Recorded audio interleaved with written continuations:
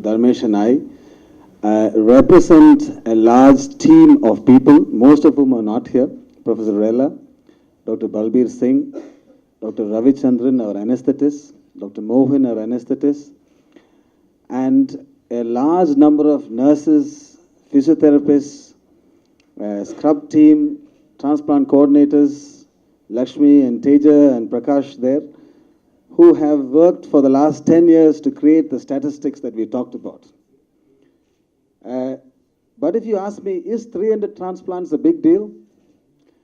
I think it is a big deal because it conveys the fact that we have a lot of experience with people with liver disease, and with experience comes knowledge and expertise. And therefore, in that respect, it is important. But when you look at the burden of disease, it becomes almost non-consequential. If you look at if you take figures from the West, a small country like the UK does about 700 transplants a year, a population of 60 million.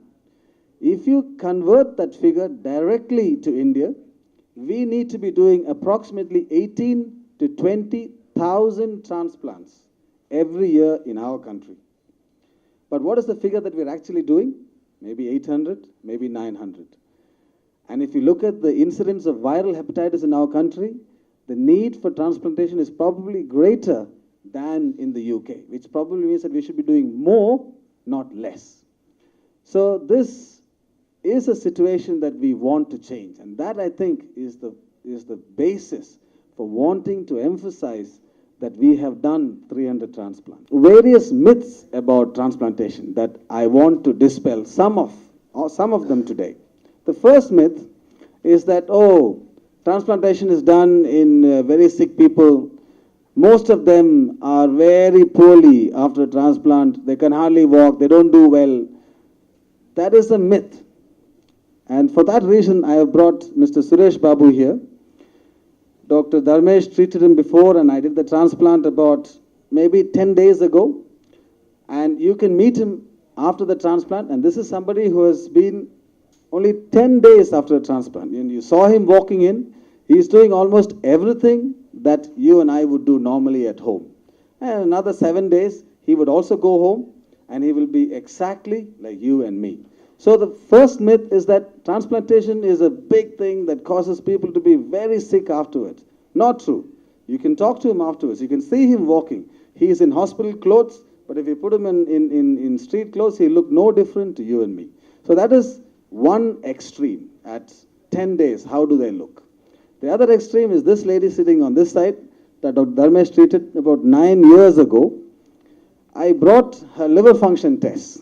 This is a blood test that measures how her liver is working.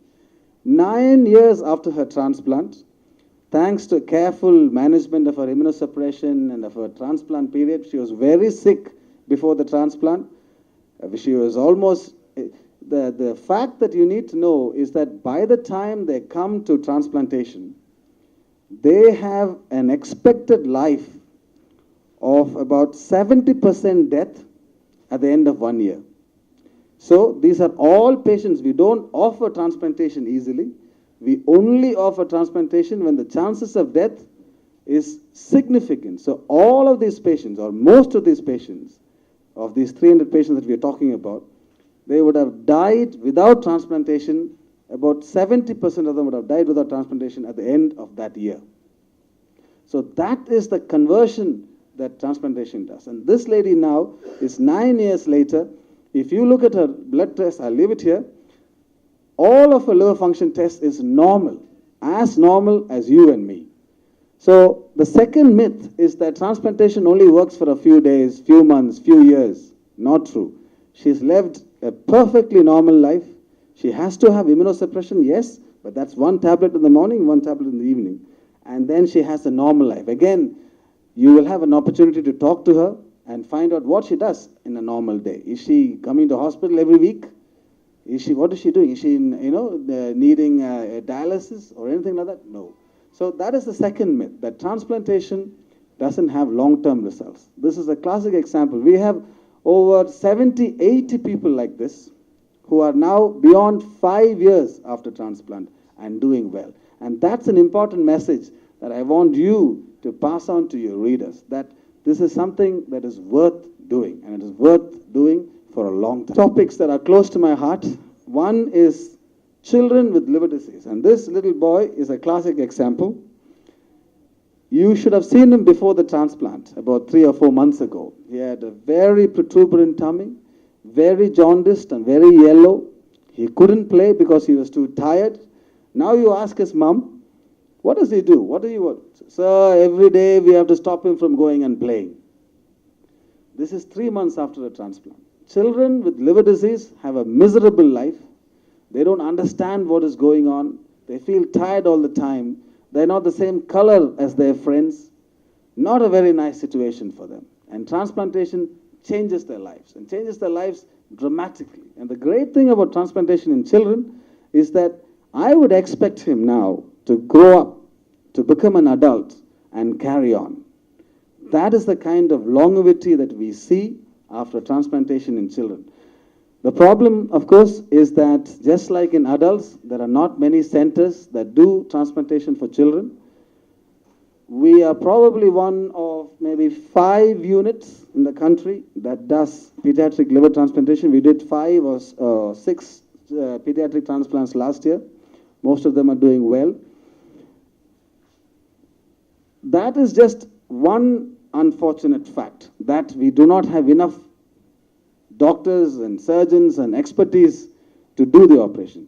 The second, more sad or unfortunate fact in our country is there are people who are in our city, with liver disease, yet not receiving a transplant, or yet not having seen a transplant hepatologist. And that is a bigger tragedy, in my opinion. The fact that we have the services, but not able to reach across and give it to everybody who needs it. Money, obviously, is a hindrance, but this particular boy is a case in point. I mean, his dad and his mom is here, and dad is here. You can talk to them. This is a boy who did not have all the resources that they needed, and we, using people such as you, the press, and other money for this boy.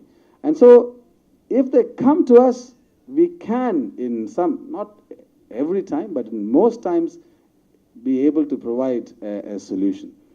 So that is about is acute liver failure. So liver failure that Dr. Dharmesh was talking about happens over years, alcoholic liver disease, etc., etc. But there is something called acute liver failure, where people who are well, people like you and me, may be going to work today, but tomorrow get hit by, for example, hepatitis A or hepatitis E or various other illnesses, and we crash overnight, and we become so sick that we have an 80 to 90% chances of death within that same admission. That's called acute liver failure with high jaundice and hepatic coma. And Bhargavi here is a classic example of that. And I brought Bhargavi because this is a transplant that we did last year. She was extremely sick, and she is a classic example of acute liver failure. Young, productive, normal human being who have gone through life, who have great plans for life, who may have small children, suddenly struck down by a serious illness that has got a high chance of death. And Bhargavi wouldn't be sitting here today, I bet you, if she hadn't had a transplant. So this is a second thing that I think I would like all of you to understand, that acute liver failure is something that's got high mortality, 80% mortality without transplantation. At the same time, with transplantation, they have an 80% chance or more, actually, 85% chance of survival. So transplantation completely reverses the statistics. And that, I think, is what is crucial in acute liver failure. And we have now, Dr. Dharmesh and I have started acute liver failure service over the last 3 years or so. Last year alone, we did about 7 transplants. All of them, except one, is doing well.